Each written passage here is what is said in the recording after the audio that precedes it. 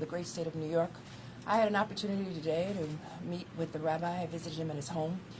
And then we just had a meeting with a number of leaders here in Rockland County and beyond.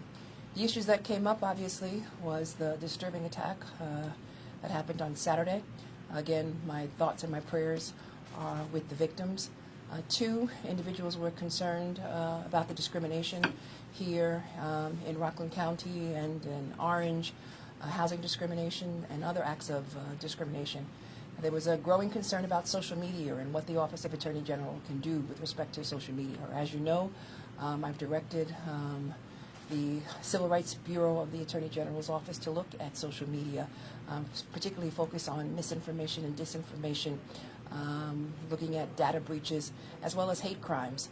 I also recognize that the First Amendment applies to certain forms of hate speech, and it's really critically important that we balance the Constitution and the rights of individuals to express themselves, but not to act on it.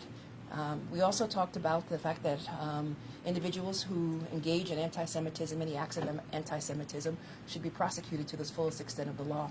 We also talked a lot about education and educating individuals on the ground with respect to anti-Semitism and with respect to the Jewish experience as well as the African-American experience in this country and the bonds between those two groups.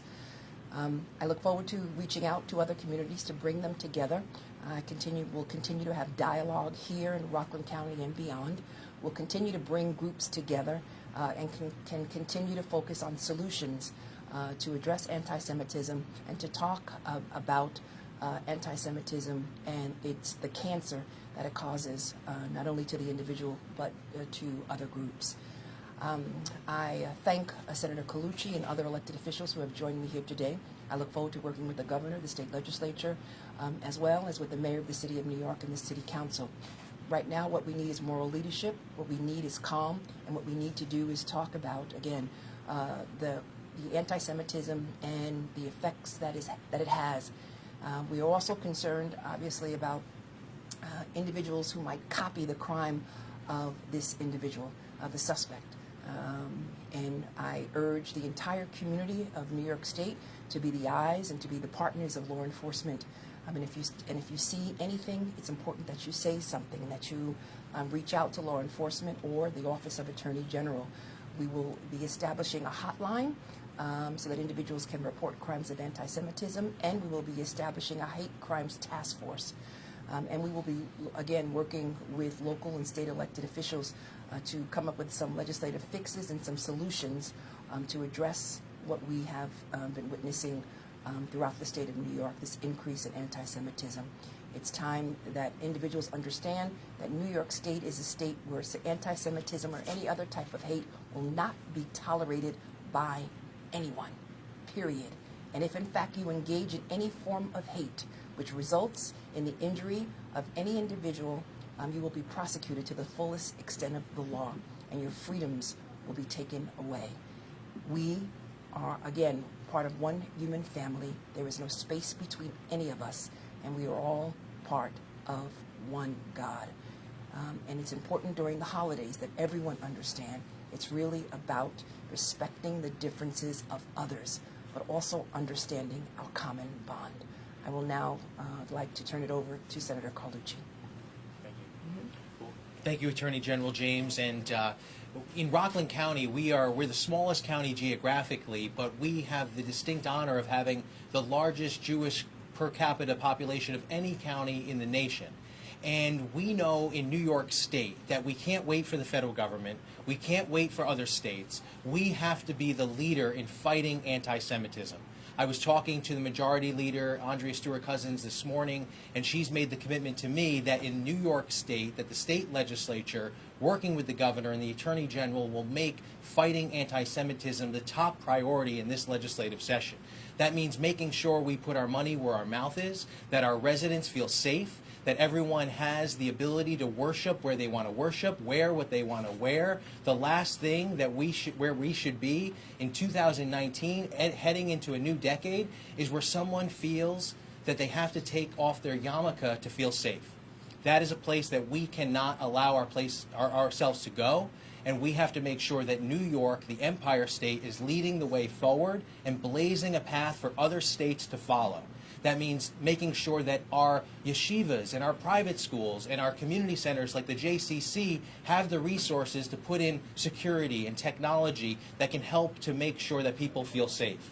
We have to change our curriculum in school. We have legislation that we want to pass to have age-appropriate curriculum to teach about symbols of hate, so that the first place that our children hear about a swastika or the N-word is not from a hate site, it's not from a bathroom stall where there's graffiti, but that our professional teachers are teaching our children in a time and place that's appropriate so we can start to turn this around. We're going to be exploring and working with the governor to change the definition of domestic terrorism, to say that when something like this happens again, that we can treat it as domestic terrorism and have the resources to go along with it. We have our work cut out. We're hopeful that this is the tipping point that turns us in the direction that turns this around, but we know it's up to us, it's up to our Attorney General, our local elected officials that are here with me, to stand united, to stand with our Jewish brothers and sisters, to let them know that we support them, we stand with them, and we will not tolerate hate in any form. Senator David Carlucci, representing Rockland and Westchester counties. Thank you. The Office of Attorney General has limited criminal jurisdiction, but we do work with district attorneys all across the state of New York in prosecuting crime. My office will be working with the District Attorney-elect Tom Walsh in prosecuting this case and assisting him in any resources that he may need. At this point in time, I'm going to turn the microphone over to District Attorney Tom Walsh. Thank you, General James, and I want to thank you and your staff for your assistance. I've been working with Acting District Attorney Kevin Galeese during the transition. I will become the Rockland County District Attorney on New Year's Eve day, and I want to assure the people of Rockland County and the state of New York that we will fully and fairly enforce the penal law. We have a gentleman arrested for the heinous crimes that were committed in Muncie, pending 5 counts of attempted murder. We plan to indict this Friday, and I want to thank all of law enforcement, both at the federal level and the state level and the local level, for their cooperative efforts in ensuring the safety of the people of Rockland County and the state of New York. And I look forward to working with them to ensure that all our residents are free from hate and hate-filled crime. Thank you. Thank you. I want to thank the District Attorney. I also want to thank Aaron Weeder, the Rockland County legislator, as well as Izzy Spitzer, the mayor of New Square. Obviously, you know D.A. Walsh cannot answer any questions with respect to the case. And again, my office, the Office of Attorney General, will be working with him in regards to this matter. It's also important that everyone understand that this community is traumatized and that law enforcement be present and respond to any issues that they have at this point in time. Are there any questions? You talked about social media. Yes. Are there any particular sites or organizations that you're taking a closer look at?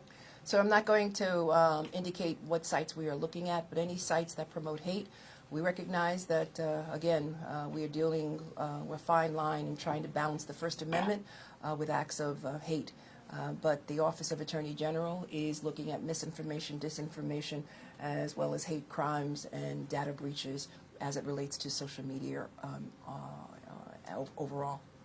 Any other questions? Yeah, how do you believe you'll be able to use the powers of your office to address disinformation and misinformation on social media? So our office, the Office of Attorney General, has wide-ranging responsibilities and duties, and it's important that we have meetings with social media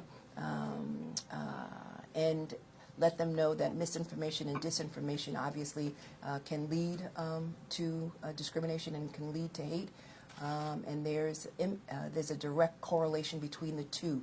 And so whatever powers that we have in our ability to initiate any actions for individuals who engage in misinformation or disinformation or who engage in illegal business activities or misrepresentations, we are prepared to take action. What do you believe is responsible for this rise we're seeing in anti-Semitism and violence and hate? I think there's a number of reasons. I don't think one can pinpoint as to the rise in anti-Semitism and the acts of hate across our nation. I do know that at this point in time, social media must take some responsibility. Two, we need to talk about education. We need to make sure that our schools and our synagogues all across this nation obviously know about the Jewish experience, the African American experience, and the experience of others, and that we talk about tolerance and respect for others and the differences of others. It's really critically important that all of us understand that we live in this diverse country, and that it's really critically important that we respect others, and that we do not engage in any types of hate crimes against any individuals, and that it's really all about love.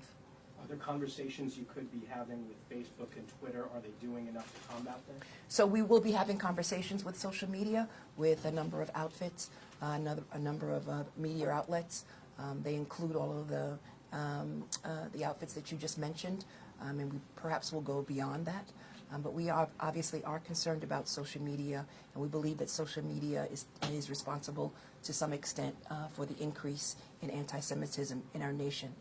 Any other questions? I wanted to ask about the indictment on Friday, and if we can expand on that a little bit. And in addition to the indictment, how is it working with federal partners? Because I know that they had their charges that were done separately today in White Plains. I'll turn that over to D.A. Walsh. Thank you. The latest information I have is that a warrant was issued by a federal judge, and the defendant, Mr. Thomas, was removed from Rockland County for further action by the U.S. Attorney's Office for the Southern District. Will he stay in the Rockland County Jail, or is he going to be? I do not know what the plans are of the federal government. I anticipate that he'll be detained under the federal jurisdiction and probably will not remain in Rockland County, but that's a decision for the U.S. Attorney's Office as well as the federal magistrate. And was there enough evidence that you were able to see enough to charge him with hate crimes or possibly domestic terrorism later on? At time, our investigation is continuing, and we intend to indict on Friday on 5 attempted murder charges. We'll take 2 more questions. Any other questions? The individual in Jersey City and the individual here in Rockland County both have these vague connections to so-called black Israelites. Is there anything that your office is doing to take a closer look at that organization, that there may be some kind of coordination? We're going to be looking, as part of our hate crimes task force, we're going to be looking at all hate groups in the state of New York and perhaps taking action against any particular hate group that's responsible for the rise in anti-Semitism and or hate crimes in the state of New York. So would the black Israelites then be a hate group?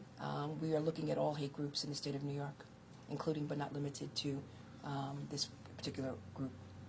Last question. I have one more about this incident supposedly on November 20th. I'm not sure if there was something where, is he going to be charged with a separate assault? Because there was some story about somebody who was knifed walking down the street. There was no possible hate incident. Is he connected to that? Both the November 20th incident and the incident that took this place is being further investigated at this time. But can you definitively say whether or not he was the suspect in the November 20th? The matter is being further investigated as we speak. I thank you all for coming. Thank you so much. Thank you, gentlemen. Thank you, Jenna.